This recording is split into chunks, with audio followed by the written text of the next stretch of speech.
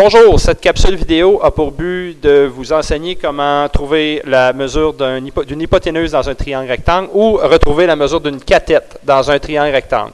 Commençons avec la partie de gauche qui est la recherche de l'hypoténuse. J'ai donc la formule de Pythagore que nous avons vue en classe. Maintenant, on va seulement remplacer par ce qu'on connaît, c'est-à-dire nos deux cathètes. Les deux cathètes pourraient être inversées, c'est-à-dire le A et le B, il n'y a pas de problème. Ensuite, ce qu'on doit faire, c'est calculer ce qu'on est capable de calculer. Donc, 4 au carré me donne 16, le 7 au carré, 49. Je fais ma somme, C au carré, donc égal à 65. Il me reste simplement à isoler C, donc à extraire la racine carrée de chaque côté de l'égalité, et je termine avec C égale racine de 65. Je mets mes unités qui est centimètres, et je n'ai pas besoin de transformer ça en nombre décimal, parce que je sais que ça va me donner un nombre irrationnel, puisque 65 n'est pas un carré parfait. De l'autre côté, lorsque je recherche une cathète, j'ai donc la même formule. Maintenant, ce que je vais remplacer, je connais mon hypoténuse qui est 11, le A est mon inconnu, et je connais mon B qui est 9 au carré.